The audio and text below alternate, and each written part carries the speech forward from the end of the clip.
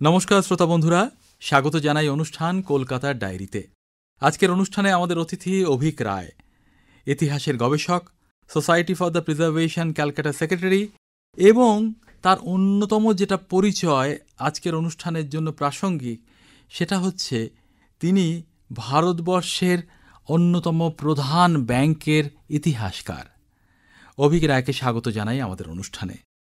যখন আজকের কথা সূত্রপাত ঘটাতে যাচ্ছি আমরা, তখন মনের মধ্যে গুনগুন করছে একটা মিউজিয়ামের কথা, যে মিউজিয়ামটা রয়েছে গঙ্গার পাড়ে। সেই মিউজিয়ামটা অন্য কিছুর নয়, সেই মিউজিয়ামটা একটা ব্যাংকের কর্মকাণ্ডের, একটা ব্যাংকের ইতিহাসের। আমরা শুরু করতে চাইব এই মিউজিয়াম দিয়ে। কিভাবে তৈরি হলো এই মিউজিয়াম? মিউজিয়াম সম্বন্ধে বলার আগে আমি ছোট্ট করে স্টেট ব্যাংকের ইতিহাসটা একটু বলে দিই। সেটা হচ্ছে, তখনকার দিনে যখন স্টেট ব্যাংকের পূর্বসূরি ব্যাংক অফ ক্যালকাটা তৈরি হয়েছিল, তখন ওটা ছিল একটা প্রথম ওয়েস্টার্ন স্টাইল ব্যাংক আমাদের দেশে, এবং গভর্নমেন্ট ওকে একটা চার্টার দিয়েছিল কিভাবে ব্যবসা করতে হবে এবং কেন করতে হবে। উদ্দেশ্য ছিল যে তখনকার যে ইস্ট ইন্ডিয়া কোম্পানির গভর্নমেন্ট, তাদের ক্রেডিট প্রোভাইড করবে ব্যাংক, এবং রেট অফ ইন্টারেস্টগুলো যেগুলো অত্যন্ত একসময় হাই ছিল সেগুলোকে কন্ট্রোল করবে। আপনি নিশ্চয়ই জানেন, এখনও ভারতবর্ষের বিভিন্ন প্রান্তে গেলে দেখবেন যে ইন্ডিজেনাস ব্যাংকাররা কীরকম রেট অফ ইন্টারেস্ট চার্জ করে এখনও। তো ইস্ট ইন্ডিয়া কোম্পানির উদ্দেশ্য ছিল যে রেট অফ ইন্টারেস্টটাকে যাতে কন্ট্রোল করা যায় এই ব্যাংকের মাধ্যমে। সেইভাবে প্রথম যে ব্যাংকটি শুরু হয়েছিল তার নাম ছিল ব্যাংক অফ ক্যালকাটা। পরবর্তীকালে 1806 হয়েছিল, এই টাউন হলের পাশের গলির মধ্যেই ছিল, 8 নম্বর ওল্ড পোস্ট অফিস স্ট্রিটে। তারপরে ওকে একটা চার্টার দেয়, দিয়ে তার নাম হয় ব্যাংক অফ বেঙ্গল। সেটা বেঙ্গল প্রেসিডেন্সিতে অপারেট করত। 1840 সালে ব্যাংক অফ বম্বে হয়, বম্বে প্রেসিডেন্সির জন্য। 3 বছর পরে 1843 সালে ব্যাংক অফ ম্যাড্রাস হয়। এই তিনটে ব্যাংক ইন্ডিপেন্ডেন্টলি তাদের প্রেসিডেন্সিতে অপারেট করত। 1876 সালে তিনটে ব্যাংককে একটা ইউনিফর্ম অ্যাক্টের আন্ডারে আনা হলো, কেন তিনটে ব্যাংক আলাদা আলাদা সময় হয়েছিল, আলাদা আলাদা চার্টারে, তাদের রুলসগুলোর কিছু ভ্যারাইটি ছিল, ভেরিয়েন্স ছিল। সেই জন্যে ওই 1876 প্রেসিডেন্সি ব্যাংকস অ্যাক্টের অনুযায়ী তিনটে ব্যাংকে গভর্ন করা হতো, এবং 1921 সালে গিয়ে সেই তিনটে ব্যাংকে মার্জ করে একটা অল ইন্ডিয়া ব্যাংক তৈরি হলো। তার নাম হলো ইম্পিরিয়াল ব্যাংক অফ ইন্ডিয়া, যেটা স্বাধীনতার পরে জাতীয়করণ করে 1955 সালের 1 জুলাই জন্ম নেয় স্টেট ব্যাংক অফ ইন্ডিয়া। তো এই যে ইতিহাসের প্রকল্প, এটা স্টেট ব্যাংক কিন্তু 1975 সালে নিয়েছিল, এবং অধ্যাপক Amiya Kumar Bagchi, eminent economic historian, তাকে ব্যাংক অ্যাপয়েন্ট করেছিল এই ইতিহাস লেখার জন্যে, এবং তাকে সাহায্য করার জন্যে কিছু ইয়াং অফিসার্স যারা স্টেট ব্যাংকে জয়েন করেছে, বেসিক্যালি ইকোনমিক্স আর ইতিহাসের ব্যাকগ্রাউন্ড, তাদেরকে ইন্ডাক্ট করলো অধ্যাপক বাগচির প্রজেক্টে, যাতে তারা সোর্স মেটেরিয়ালসগুলো জোগাড় করে দিতে পারে। তো সেইভাবে আমরা কাজ করছিলাম, এবং কিছুদিনের মধ্যেই অধ্যাপক বাগচি উনি আমাকে দায়িত্ব দিলেন কিছু কিছু চ্যাপ্টার ড্রাফটিং করার জন্য। এটা হচ্ছে তখন first volume of the state banks history লেখা হচ্ছে, পিরিয়ড হচ্ছে 1806 থেকে 1876। তো সেইটা করার পর অধ্যাপক বাগচি দ্বিতীয় ভলিউমটাও লিখলেন। সেই ভলিউমটা ওই 1876 থেকে 1920। এইটা লিখে অধ্যাপক বাগচি প্রজেক্ট ছেড়ে দেন।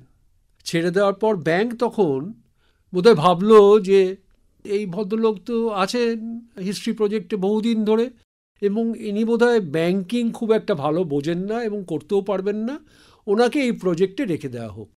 তো সেই হিসেবে আমি তখন প্রজেক্টের কাজটা হাতে নিই, এবং তারপরে ভলিউম 3 লিখি, তারপরে ভলিউম 4 লিখি, তারপরে এই ভলিউম 5 এখন যেটাই কিছুদিন আগে গত নভেম্বর মাসে ইন্ডিয়ান ফাইন্যান্স মিনিস্টার রিলিজ করলেন, সে বইগুলো লেখা হয়। কিন্তু তার সাথে সাথে ব্যাংক যেটা করলো সেটা হচ্ছে, এটার জন্যে প্রধান কিন্তু মানুষ যেটা এটার পেছনে ছিলেন সেটা হচ্ছে তখনকার দিনের ব্যাংকের চেয়ারম্যান ধ্রুব নারায়ণ ঘোষ। তিনি কিন্তু আইএএস অফিসার ছিলেন, কিন্তু তাকে চেয়ারম্যান করে আনা হয়েছিল 1986 সালে, এবং তিনি উদ্যোগ নিয়ে বলেছিলেন যে স্টেট ব্যাংক একটা আর্কাইভস করবে। এই যে এত রেকর্ড, এত কাগজপত্র নিয়ে যে ইতিহাসগুলো লেখা হলো, সেইগুলো যাতে রিসার্চ স্কলার্সরা ব্যবহার করতে পারে, সেই জন্যে এগুলোকে একটা আর্কাইভসে রাখা হবে। তো সেই প্রকল্প যখন হলো, সঙ্গে সঙ্গে প্রস্তাব দেওয়া হলো যে তাহলে তার সাথে সাথে স্টেট ব্যাংকের ওপরে একটা মিউজিয়ামও যেন করা হয়। এবং কোথায় করা হলো? যেটা স্টেট ব্যাংকের প্রথম সিট অফ অপারেশন, এই স্ট্র্যান্ড রোড, সেইখানে এই আর্কাইভস কাম মিউজিয়ামটা তৈরি হলো, এবং সেটাই এখন অবধি চলছে। এবং আপনারা গেলে পর দেখতে পাবেন সব দুষ্প্রাপ্য এক্সিবিটস সেখানে আছে। বহু বড় বড় মনীষী, তারা কিন্তু এই ব্যাঙ্ক অফ বেঙ্গল বা ব্যাঙ্ক অফ বম্বে বা ব্যাঙ্ক অফ ম্যাড্রাসের শেয়ার হোল্ডার ছিলেন, কাস্টমার ছিলেন, ডাইরেক্টর ছিলেন। তাদের নানা রকম লেজার্স, অ্যাকাউন্ট কিন্তু ওখানে এক্সিবিটেড আছে। আপনি যদি যান, গিয়ে দেখবেন ঈশ্বরচন্দ্র বিদ্যাসাগর মশাই একটা লোন নিয়েছিলেন, সেই লেজারটা ওনার নাম দিয়ে এক্সিবিটেড আছে। আশুতোষ মুখার্জি, জগদীশচন্দ্র বোস, সকলেরই, বহু লোকের ওখানে লেজার্স ডিসপ্লেড আছে, কাগজপত্র ডিসপ্লেড আছে। আর একটা ইউনিক জিনিস ওখানে আছে, সেটা আপনাদের অবহিত করার জন্য বলছি। মহাত্মা গান্ধীও একসময় শোনা যায়, আমি কিন্তু কোনো কাগজপত্র পাইনি, যে উনি ইম্পিরিয়াল ব্যাংকের কাস্টমার ছিলেন। এবং আহমেদাবাদ রেলওয়ে স্টেশন ব্রাঞ্চ বা ওরম জায়গায় কোথাও আমি গিয়ে খোঁজ নিয়েছিলাম। তারা বললেন যে আমাদের রেকর্ডগুলো সব নিচে আছে, সেখানে বারংবার ফ্লাডে নষ্ট হয়ে যায়। কিন্তু খুব অদ্ভুত ব্যাপার, আমি কটক ব্রাঞ্চে গিয়ে ওদের যেখানে কারেন্সি চেস্ট, সেখানে ঢুকেছিলাম। ঢুকে তারপর দেখা গেল একটা তাকের ওপরে একটা হিউজ একটা উডেন ক্যাবিনেট ওখানে রাখা আছে, তালা দেওয়া। তো আমি বললাম, ওটা কী? বললো, আমরা তো কোনোদিন জানি না, কোনোদিন খুলিনি। বললাম, দেখি আপনাদের সেফ কাস্টডি রেজিস্টার দেখি। তো সেফ কাস্টডি রেজিস্টারে লেখা আছে কন্টেন্টস নট নোন। উডেন বক্সের লজ করেছেন ওখানকার যিনি তখন সেক্রেটারি ফাইন্যান্স, তিনি এটাকে লজ করেছেন 1948 সালে। এটা কটক ব্রাঞ্চের স্টেট ব্যাংকের ঘটনা। ওই বাক্সটাকে নাবানো হলো, নাবিয়ে ওটা তালা খুলে দেখা গেল একটা আর্ন রয়েছে। সেই আর্নটার মধ্যে কিছু কি একটা রয়েছে সেটা আমরা জানি না, কিন্তু লেখা আছে কন্টেন্টস আননোন।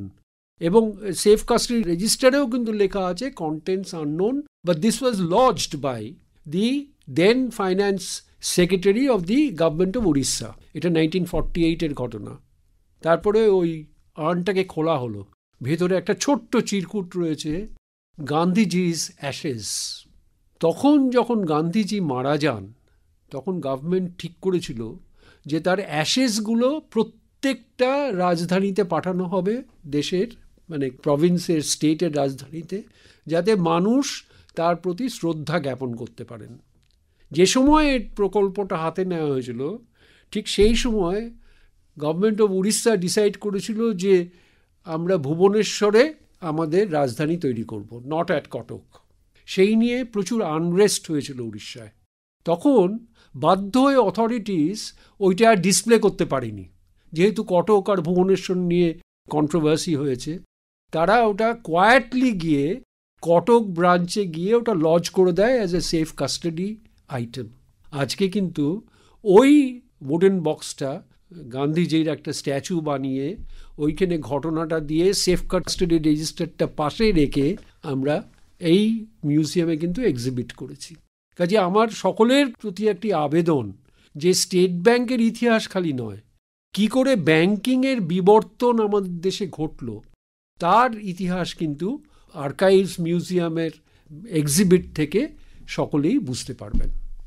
আমাদের যাকে বলে শুধু আগ্রহ হচ্ছে তা নয়, এক এক সময় মনে হচ্ছে এটা রোমহর্ষক, মানে যেভাবে এটা গড়ে উঠেছে আর কি। সে তো বটে। এবং আপনাদের বিভিন্ন জায়গায় যেতে হয়েছে। গান্ধীজির প্রসঙ্গেই আপনি বললেন যে বিভিন্ন শহরে আপনাকে যেতে হয়েছে। তো একটা জায়গায় এসে আমরা একটু প্রশ্ন হারা হয়ে পড়ছি, কিন্তু আবারও জানতে ইচ্ছে করছে যে কলকাতায় এই যে জিনিসটা হলো, স্টেট ব্যাংক অফ ইন্ডিয়ার প্রধান কেন্দ্র সেটা তো কলকাতা নয়, কিন্তু প্রাচীনত্বের ব্যাপারটাকে মূল্য দিয়ে এইখানে মিউজিয়ামটা করা হলো। কলকাতা তো birth place of the bank, সেই জন্যে করা হয়েছে। আরেকটা জিনিস আপনাকে বলা হলো না, সেটা হচ্ছে এই যে বিভিন্ন রেকর্ড জোগাড় করা হতো। আমি আমার অভিজ্ঞতা বলছি। এই ব্রিটিশ ইন্ডিয়ান স্ট্রিট একটা রাস্তা আছে, সেখানে একসময় ক্যালকাটা পোর্ট ট্রাস্টের কিছু গোডাউন ছিল, পুরো রেকর্ড রাখা হতো। কেমন, সে বাড়িটা কিন্তু এখনও আছে। তো আমাকে খবর দেওয়া হলো যে স্যার ওখানে কিন্তু ব্যাংক অফ বেঙ্গলের কিছু রেকর্ড আছে। তো আমি গেলাম।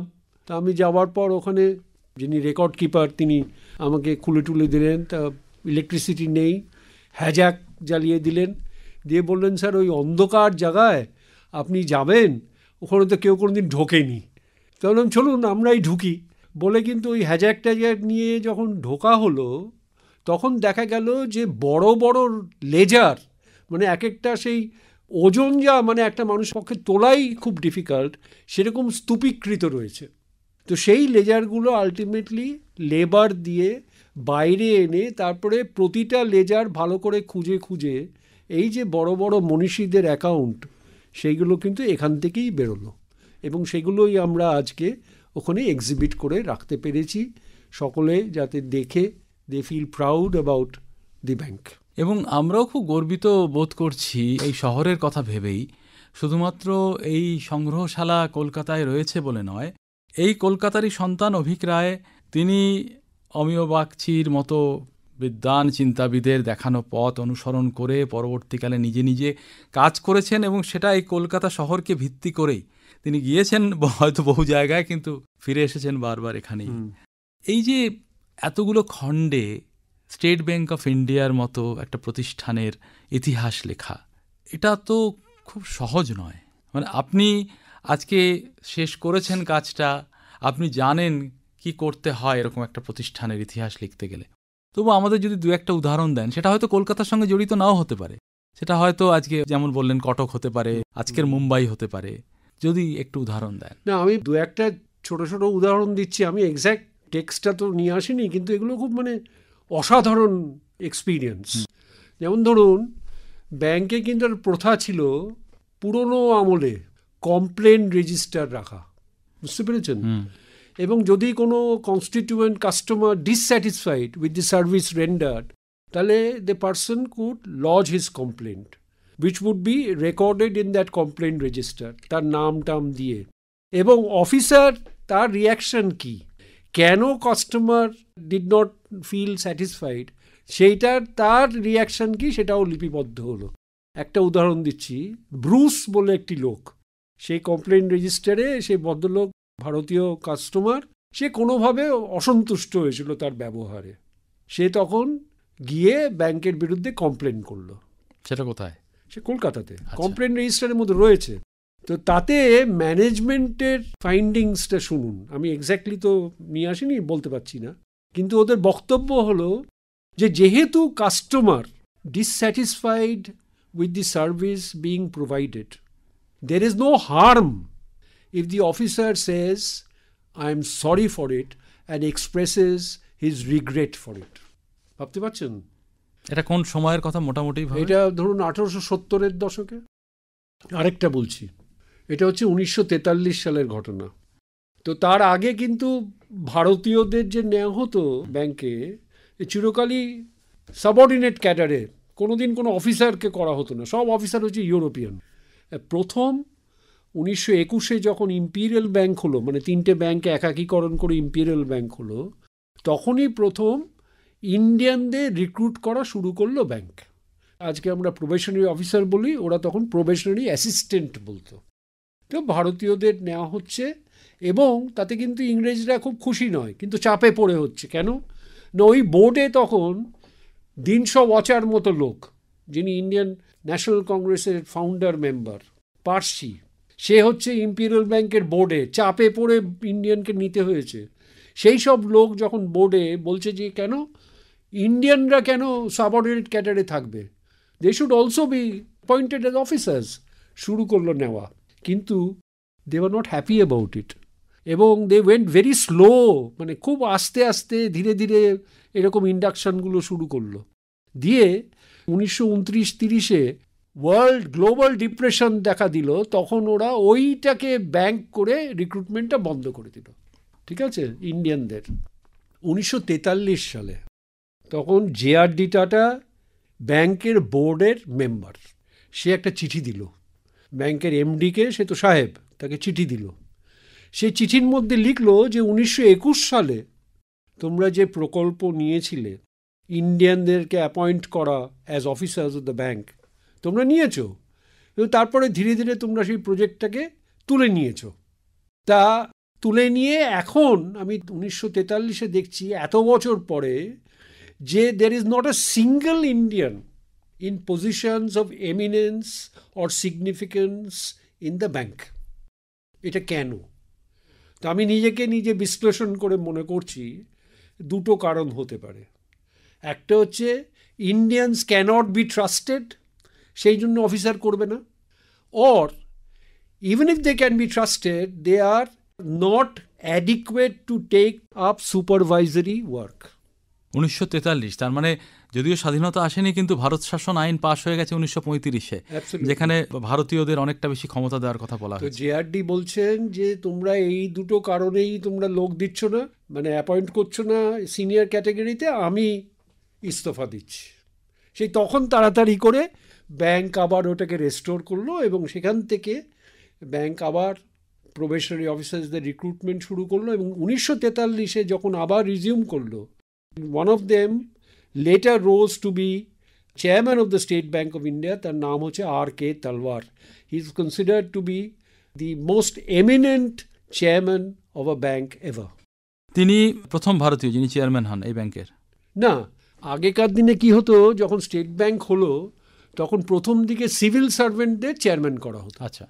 ফাইন্যান্স মিনিস্টার, তাকেও চেয়ারম্যান করা হয়েছে, এক্স ফাইন্যান্স মিনিস্টারকে। কেন না, ব্যাংকে তখন আলাদা একটা কিন্তু রোল দেওয়া হয়েছিল, ডেভেলপমেন্ট ব্যাংকিংয়ের রোল, মানে গ্রামে কৃষি উন্নয়ন, স্মল স্কেল ইন্ডাস্ট্রির উন্নয়ন, আপনার এক্সপোর্টের উন্নয়ন, এগুলোর লক্ষ্য ছিল হচ্ছে স্টেট ব্যাংককে ফর্ম করার উদ্দেশ্য। তো সেই জন্যে প্রথম দিকে স্টেট ব্যাংক যখন হলো 1955-তে, তখন প্রথম সিভিল সার্ভেন্টদের অ্যাপয়েন্ট করা হতো। তো ওই যে ভদ্রলোকের কথা বললাম তালওয়ার, উনি প্রথম ব্যাংকার চেয়ারম্যান 1969 সালে হয়েছিলেন। তার আগে কিন্তু সব সিভিল সার্ভেন্টস। এইভাবে ব্যাপারটাকে দেখা যেতে পারে। আজকে যখন কথা বলছি শ্রোতা বন্ধুরা, আপনারা ভাবছেন যে আমরা কোন অভিমুখে আলোচনাটাকে টেনে নিয়ে যেতে চাইছি। আসলে কোনো অভিমুখ নেই। এই ইতিহাসটাকে জানতে পারা একদম খোদ ইতিহাসকারের মুখ থেকে, অভিক রায়ের মুখ থেকে, এটাই কলকাতা ডায়েরির আজকের উদ্দেশ্য। আমরা শুরু করেছি এই গঙ্গা বলি বা হুগলি নদী বলি, তার পাড়ে থাকা একটা মিউজিয়াম দিয়ে, যে মিউজিয়ামটা ধরে রেখেছে স্টেট ব্যাংক অফ ইন্ডিয়ার ইতিহাস, একেবারে সেই 1806 থেকে শুরু করে। সেখান থেকে শুরু করে আমরা চলে যাচ্ছি সেই ছাপা ইতিহাসের দিকে, যে ইতিহাসের প্রধান রূপকার, অন্তত এখনকার নিরিখে, তিনি হচ্ছেন অভিক রায়। তিনি শুরু করেছিলেন অধ্যাপক অমিয় বাগচির সঙ্গে কাজ করা শুরু করে। এবারে যেটা একটা জিনিস, মানুষ অতীতের কথার মধ্যে অবশ্যই যাবেন, শুনতে ভালোবাসবেন, কিন্তু ধরা যাক স্বাধীনতার পরপরই আমাদের দেশে অর্থনৈতিক ক্ষেত্রে যে টালমাটাল, যাকে বলে খুব বাঞ্ছনীয় সবসময় নয় পরিবেশ, সেই যে জায়গাগুলো, সেই জায়গাগুলো অনেক সময় অনেক ইতিহাসে এড়িয়ে যাওয়া হয়। হয়তো একাডেমিতে যেগুলো পাঠ্য সেগুলোর মধ্যে থাকে, কিন্তু বহু ক্ষেত্রে সবার জন্য পরিবেশনযোগ্য গ্রন্থে সেটা থাকে না। আপনারা কি এড়িয়ে গিয়েছেন জায়গা? সেরকম কোনো অকেশনই অ্যারাইজ করেনি যে আমরা এটাকে সাইড স্টেপ করে ইতিহাসকে এগিয়ে নিয়ে যাব, সেরকম কোনো ঘটনাই স্টেট ব্যাংকের ইতিহাসে ঘটেনি। স্বাধীনতার পরপরই প্রধান জায়গাগুলো কি ছিল ইতিহাসের মধ্যে যেটাকে ধরেছেন আর কি? হ্যাঁ, সেটা তো দেখুন, এই যে আপনাকে বললাম, প্রথম হচ্ছে ডেভেলপমেন্ট ব্যাংকিং, স্টেট ব্যাংকের ইতিহাস 55 থেকে 80 মোটামুটি। তারপরে সেই ডেভেলপমেন্ট ব্যাংকিং মানে small scale industry, agriculture, foreign exports ইত্যাদি সবগুলো আছে। তারপরে যেটা হচ্ছে যে টেকনোলজি অ্যাডভান্সমেন্ট, স্টেট ব্যাংক আস্তে আস্তে টেকনোলজি অ্যাডাপ্ট করছে, এবং সেই অ্যাডপশনের মাধ্যমে মেকানাইজেশন শুরু হয়ে গেল। প্রথমে লেজার পোস্টিং মেশিন দিয়ে শুরু হলো, তারপরে কোর ব্যাংকিং এসে স্টেট ব্যাংক 2009 সালে যত ব্রাঞ্চ ছিল সবই কোর ব্যাংকিংয়ে এসে গেল। সেই টেকনোলজি আপগ্রেডেশনটা কিন্তু এই পিরিয়ডেই ঘটেছে।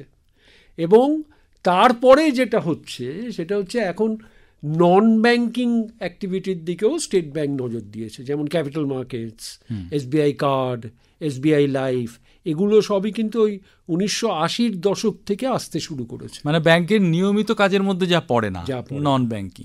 Non banking. আচ্ছা, এই যে জায়গাটা আপনারা বললেন, এই প্রযুক্তিগত যাকে বলে সমাবেশ, সেটা কম্পিউটার তার মধ্যে একটা প্রধান জায়গা নিয়ে আছে নিশ্চয়ই। এবং কলকাতায় কম্পিউটার আসা, সে ক্ষেত্রে সংঘাত, বিরোধিতা, এই জায়গাগুলো কি কোনোভাবে এসেছে এই জায়গায়? না, সেগুলো খুব বেশি করে কিন্তু আমি বলবো না যে খুব একটা এফেক্ট করেছে। প্রথম দিকে হয়েছে, দু একটা কলকাতা ব্রাঞ্চে, এটা কলকাতাতেই হয়েছে খুব একটা 80-র দশকে একটুখানি প্রোটেস্ট হয়েছে, একটু অ্যাবস্টেনশন ফ্রম ডিউটি হয়তো ঘটেছে, কিন্তু আস্তে আস্তে তারাও হয়তো বুঝতে পারছিলেন যে এতে কিন্তু আমাদের কাজেরও সুবিধা হচ্ছে। আজকে আপনি যে কোনো ব্রাঞ্চে গেলে পর একটা 3 জনের জায়গায় একটা লোক কাজ করছে, কিন্তু কি করে কাজ করছে? It is because of technology, তাই না?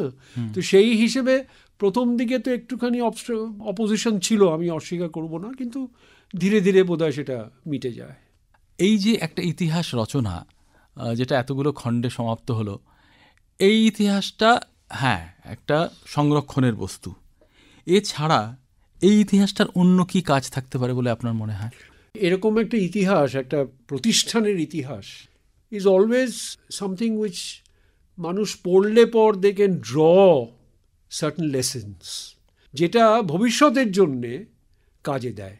তো আমি মনে করি যে এটার যৌক্তিকতা যেমন অনস্বীকার্য, তেমনি এটা রিচটা যতটা সম্ভব। আজকে কিন্তু আপনাকে বলতে আমার কোনো দ্বিধা নেই, ভারতবর্ষে যত ইউনিভার্সিটি আছে, যত বড় বড় লাইব্রেরি আছে, সব জায়গাতেই কিন্তু বইগুলো পৌঁছেছে, এবং ছেলেমেয়েরা কিন্তু আজকে ওই বইটার সাহায্য নিয়ে ব্যাংকিংয়ের কি করে উৎপত্তি ঘটলো বা কীভাবে সেটা ডেভেলপ করলো, সেটা কিন্তু তারা বেশ পরিষ্কারভাবে চোখের সামনে দেখতে পাচ্ছে, সরাসরি বুঝতে পারছে যে তারা কি ধরনের জিনিস ইতিহাস হিসেবে পেয়েছে, ঐতিহ্য হিসেবে পেয়েছে। এখানে তুলনা হয়তো খুব একটা প্রযোজ্য নয়, তবু ভারতের অন্য কোনো ব্যাংকের এরকম ইতিহাস বোধহয় নেই। মানে আছে। আমাদের এই প্রজেক্টটা শুরু হয়েছিল 1975 সালে, এবং সেটা আপনাকে বলেছি ওই আর.কে. তালওয়ার, উনি এদিকে উদ্যোগ নিয়েছিলেন ডিএন ঘোষের অ্যাডভাইসে, এবং প্রফেসর বাগচিকে অ্যাপয়েন্ট করা হয়েছিল। তো প্রফেসর বাগচি যখন কাজটা নিয়েছেন, তখন প্রকাশ ট্যান্ডন তিনি পাঞ্জাব ন্যাশনাল ব্যাংকের ইতিহাস লিখেছেন, সেটা বেরিয়ে গেছে। তো আমার বেশ মনে আছে অমিবাবুর বই যখন পাবলিশড হলো 87 সালে, প্রফেসর ভবতোষ দত্ত তিনি জীবিত, তো অমিবাবুর বইয়ের রিভিউ বেরিয়েছিল। রিভিউটা বোধহয় আমার কাছে এখনও আছে। তার একটা কথা উনি লিখেছেন যে অমিও যে কাজটা করেছে সে তো যুগান্তকারী কাজ, এরকম কাজ কেউ কোনো দিন ভারতবর্ষে কেন, ভারতবর্ষের বাইরেও কেউ কোনো দিন করেনি। দুর্ভাগ্য হচ্ছে যে প্রকাশ ট্যান্ডন যদি ওর বইটা পড়ে লিখতেন, তাহলে অনেক কিছু উনি বুঝতে পারতেন যে একটা প্রাতিষ্ঠানিক ইতিহাস কি করে লিখতে হয়। এটা বোধহয় আমার মনে হয় the biggest tribute which a man like Bhabatosh Datta could have given to professor Bagchi. আর ভবতোষ দত্তকে আমরা মানে সবসময় বিরাট শ্রদ্ধায় বরণ করি, ওরকম একজন মানুষকে।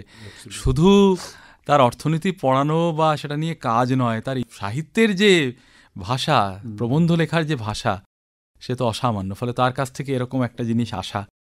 আর এইটা যেটা রিজার্ভ ব্যাংক অফ ইন্ডিয়া, যেটা অনেক পরে হয়েছে, তারা কি কোনোভাবে এই জিনিসটার ব্যাপারে? না, তাদেরও ইতিহাস লেখা হয়েছে, তাদেরও বোধহয় এখন 5টা ভলিউম লেখা হয়েছে। তো আনফর্চুনেটলি এক একটা ভলিউম এক একজন লিখেছেন, কাজেই সেই একটা কন্টিনিউইটির বোধহয় একটু অভাব আছে। কিন্তু আদারওয়াইজ ওদের নিজস্ব আর্কাইভস আছে পুনাতে, বিশাল, রিজার্ভ ব্যাংকের, আর ইতিহাস তো এখন বেরিয়েছে। এবার আমি যদি শেষে বলি যে এই একটা শাখা কি কল্পনা করা যায় যে ইতিহাস নিয়ে পড়াশুনো করেছেন, ইতিহাস নিয়ে চর্চা করেছেন, পেশায় তিনি ব্যাংকের ইতিহাসকার, এই ধরনের একটা মানে শাখা কি ভাবা যায়? মানে আপনাদের মতো মানুষদের দেখে যারা ব্যাংকের ইতিহাসকার আলাদা করে, তার একটা স্পেশালাইজেশন এরকম কি পৃথিবীতে আছে, বা এরকম কি আমাদের দেশে ভাবা হয়েছে? সেরকম জানা নেই। আমি তো দেখেছি যত ইতিহাস হয়েছে, খালি ভারতবর্ষ নয় বাইরেও, কনসিস্টেন্ট একজন অথার বিভিন্ন ভলিউম লিখেছেন, এর বোধহয় এক্সাম্পল খুব কম। শেষে যে প্রশ্নটায় আসবো সেটা আপনার অন্য কাজের সঙ্গে যুক্ত, বরং আমরা এটাকে যুক্ত করতে চাইছি এই স্টেট ব্যাংক অফ ইন্ডিয়ার ইতিহাসের সঙ্গে। Society for the preservation Calcutta, তার সেক্রেটারি আপনি, একই সঙ্গে এই স্টেট ব্যাংক অফ ইন্ডিয়ার ইতিহাসকার। কোথাও এই দুটোর মধ্যে যোগ আছে? আমার মনে হয় ইতিহাসের প্রতি আনুগত্য, ইতিহাসকে জানা, এটাই হয়তো যোগসূত্র। এছাড়া তো এমনিতে কিছু পাওয়া যাবে না। এটাই অনেক। আমরা আজকে ধন্যবাদ জানাই অভীক রায়কে তার এই সুন্দর বিশ্লেষণ এবং এমন কিছু তথ্য উপহার দেওয়ার জন্য যা আমরা হয়তো শুনতে পারতাম না অন্য কারো কাছ থেকে। কেউ পড়ে কখনো হয়তো বলতে পারতেন, কিন্তু যাকে বলে ইতিহাসকার সরাসরি এসে বলছেন, এই আনন্দ অন্যরকম। তাকে অসংখ্য ধন্যবাদ জানিয়ে শেষ করছি কলকাতার ডায়েরি।